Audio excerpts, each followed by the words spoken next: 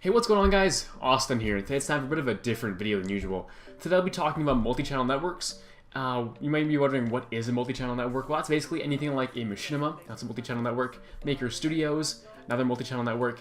Those are examples of two pretty large ones. Today I'm going to talk about my past experience with them, and what you guys should look into if you're ever going to join one. So first of all, I'll admit that I'm pretty against them. I've been scammed by them in the past. I had a terrible experience with Machinima, so I'm not for multi-channel networks. I don't think they offer too much, and I think they're definitely in it for the money. They're not there to really see you grow as a person, which makes sense. They're a third-party business. They don't really care about your passion or your hobbies. So let me just get into my time with Machinima. So let's go back 5 years ago to 2012. I, at the time, was uploading just some gaming content to YouTube with a buddy of mine. You'd upload just like Minecraft, the simple like Call of Duty Black Ops, you know, this was years ago, right? And we had about 2,000 subs at the time. This was November of 2012. We're getting like daily uploads, and it was looking good. We were making really good progress. We were good, solid, growing small channel. And then we wanted to start looking into getting a multi-channel network. At the time, Machinima directors and being a part of Machinima was like a huge deal. They were a huge network at the time. I think they've fallen off the earth quite a bit recently, but at the time in 2012 they were massive. They had names like Sark and Hutch, and like they had some amazing personalities that made me want to be part of it. That's the reason why I wanted to join, was because I thought they were a big deal. I thought they were the real deal. They were professionals, and I wanted to be a Machinima director one day. And that was my goal when I was 15, 5 years ago. Second thing why I wanted to do it was because of YouTube thumbnails and being a YouTube partner. That was a huge deal back then. And now anyone can just verify their email on YouTube and be able to use custom thumbnails, which is a huge deal, which is awesome that YouTube allows that. But back then, if you wanted to differentiate yourself, it was difficult because you had to use custom thumbnails. It meant that you were a high roller. It meant you had a multi-channel network. It meant that you had a couple thousand followers. It was a pretty big deal. So when we managed to get joined with Machinima, one of their features was that they allowed us to make YouTube thumbnails, custom thumbnails. And that was a huge deal for us. So when we joined, we were super hyped that we could create our own custom thumbnails. And another reason, the third reason why, was because we could monetize content that we couldn't previously monetize. So back in 2012, EA wouldn't let us monetize Battlefield 3 gameplay, which is kind of a huge deal because that was a big game back then in that kind of era.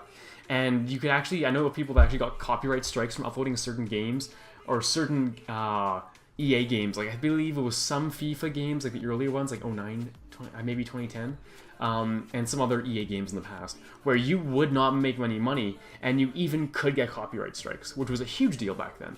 So Machinima offered those connections that allowed your channel to upload that type of content. So that was one of the other reasons why I wanted to join Machinima. So in the end, we ended up signing about like a 3-year contract, I believe. And we were super amped to be part of the channel, or sorry, to be part of the network, but that slowly started to decline. So a couple of years passed, we were uploading and we were good, but I think we signed with them when we were in like the 9th or 10th grade, and then we started in high school. We didn't like talk as much as we used to and stopped uploading as much. Then the channel just kind of died, which was too bad because at the time when we stopped uploading, we had about 10,000 followers or subscribers, which was a pretty big deal for us. We had about 2 million views in total when we stopped, over 500 videos. It was a great channel, but we just kind of died, which is natural. That kind of happens over time, unfortunately. But how we had set up in the first place is that basically my friend's mom was the person who received all payments through PayPal, because I wasn't 18, he wasn't 18, and you have to be 18 to have a proper PayPal account. His mom took all of our payments for us, which was good at the time. It was really nice of her to do that for us. But it was a pain for me because I had to go and get my money every like couple of months and like awkwardly show up. It's like, hey, where's my cash? I really didn't like that too much. It felt kind of uncomfortable. But regardless, we wanted to change it to our own accounts because we just turned 18, and we could handle it all. It'd be great. So we tried emailing Machinima, and they didn't reply. So then I emailed them again saying, hey, we want to change your payment information. And they never replied. And I did this several times, and I got into a bit of a trend. They just never got back to us, which was bizarre because we'd been with them for a couple of years. We had been there beside the contract. We had been with them for a while now, and we just heard nothing back, just silence. So we were pissed, but it's like, okay, well, whatever. It's like, we're not active on it anyway. It's too bad, but like, we'll deal with it later. And then a couple months later, we realized that, oh shit, our contract is actually about to expire. When we realized this, we had about 2 months before our 3-year contract expired. So we're like, okay, well, we can't even get a hold of them to even change our payment information. So we just have to jump ship because this is looking kind of dangerous. So he emailed me like, hey, we want to unlink. And we didn't hear a reply. We sent another requesting, hey, we don't want to renew our contract automatically because in the contract, it has in the fine print that if you don't alert them, they will renew it for another 3 years automatically, which is terrifying. So you have to read the terms of service. I spent hours doing it. Trust me, it's worth it. Get a highlighter, just go through it one day. Anyway, so send an email every 3 days for a month. They never replied. So then we even went to the YouTube dashboard and tried to unlink from Machinima, request to unlink. Never happened. We kept getting emails saying that Machinima refused your request to unlink. So this was when we're getting into some legal trouble here. We're not allowed to unlink, giving a proper amount of notice. You guys can't kick us out. So we got stuck staying in their plan. It was automatically renewed against our will, and we had nothing we could do about it. We were stuck. So we were pissed off. We had nothing else to do because like the channel was still inactive. So we just kind of let it slide. We're like, fine, I'll just keep going to your mom's house to get my money back. Sure, that's fine, you know. I wasn't happy with it, but I guess that's just how things were gonna roll. A couple months passed, then I realized that, oh shit, the YouTube terms and service changed. Because I would just check in on that channel like once a month, every couple weeks, and just see what was going on. One day, I sign in, there's this huge pop-up. It says, oh yeah, the YouTube's monetization policy's changed. You have to agree. And that's when I thought, okay, this is a pretty good idea. What if I just don't agree? In order for my videos to be monetized, I had to agree to this new terms of service. So I just didn't. And that played out very well. So because I refused to sign or agree to this new YouTube policy change, Machinima were forced to kick us off their network. Because of a simple loophole, I managed to escape. I didn't talk to anyone, I tried to request to unlink, nothing worked. So I literally had to wait for this opportunity to get me the hell out of there. So it was complete fluke that I even got the channel out of Machinima. So as soon as Machinima finally unlinked from our channel, then I simply just put AdSense back on, and I turned on all of the ads, and then it was great. You know, now you can monetize all EA games, so we didn't get any copyright strikes. And it was just peachy. Now we just have an AdSense account running on this channel we've had for the past couple of years. I handle it, goes to our joint PayPal. It's super, super easy. So we kind of got screwed over, but we got saved just by off chance. Yeah, so basically this was about like a year ago when this whole adpocalypse thing started happening. So that's kind of how we got out of it. We got super, super lucky. So that's my experience with Machinima. I think multi-channel networks are kind of a scam. Especially if you just look on, go on YouTube or Google and just type in, you know, my Machinima or my multi-channel network experience, whatever. You'll see that it's usually quite negative versus positive. So just keep that in mind. So here are my tips if you actually want to sign for MCN. And let me just go over like their typical marketing, you know, slogan. So first of all, people say that they're the largest market or largest network. A lot of times that's just blatantly wrong because they lie about that a lot. And it's not really very, what's a good word to use? No one really looks after, like YouTube doesn't really give a shit about multi-channel networks. Like they're not really looked into. Anyone can say they have the largest network because no one will really go and look. So anyone can say that, it's unrestricted. Now, I would not be a fan of joining someone that claims to have the largest network for a couple of reasons. Well, first of all, I'm not sure if you've ever seen these companies, but they're maybe organized or run by maybe like 100 to 200 people. That's about the Maker Studio size. And they deal with supporting like 200,000 creators. That means that you're going 1,000 YouTube creators per one associate.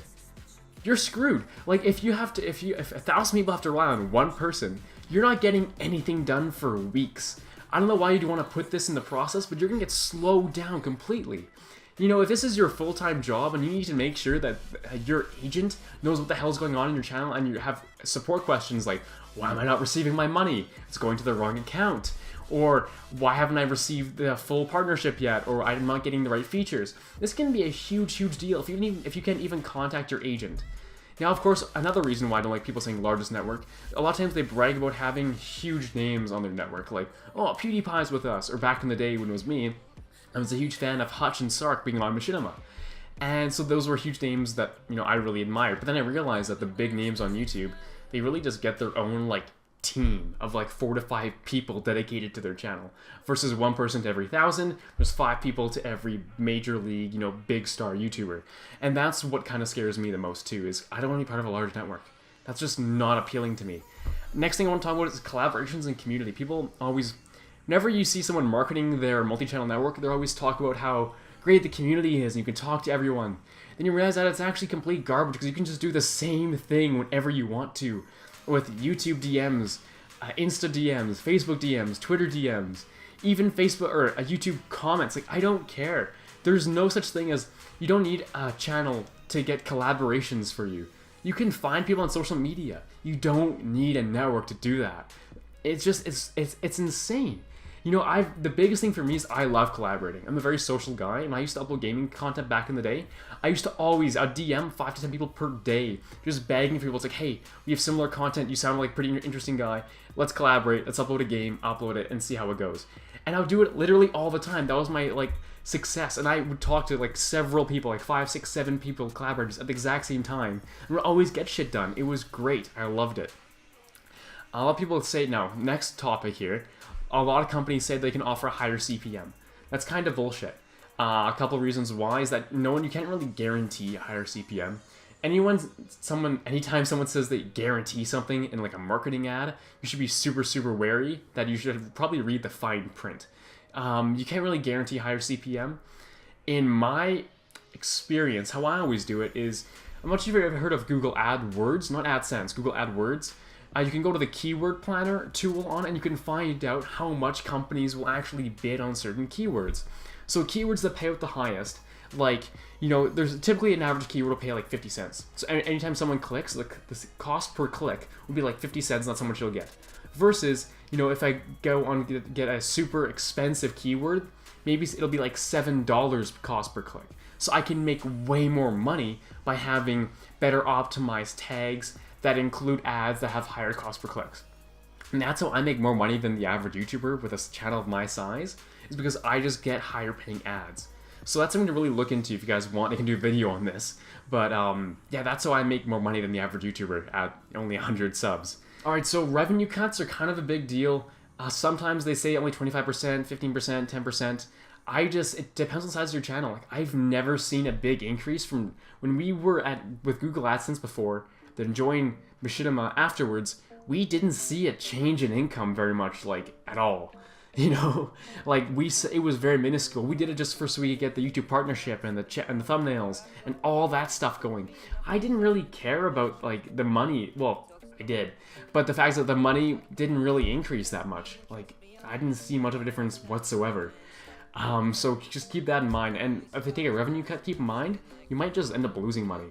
Because, like I said, I didn't notice a difference after the revenue cut, so it might not even be worth it for you, depending on the size of your channel. Next up I want to talk about is the leave at any time clause, because as I found out, it's usually kind of bullshit. I heard about one certain, it wasn't Maker Studios, but it was a different network, where they made you go onto a 30-day waiting list to leave at any time, a 30-day waiting queue.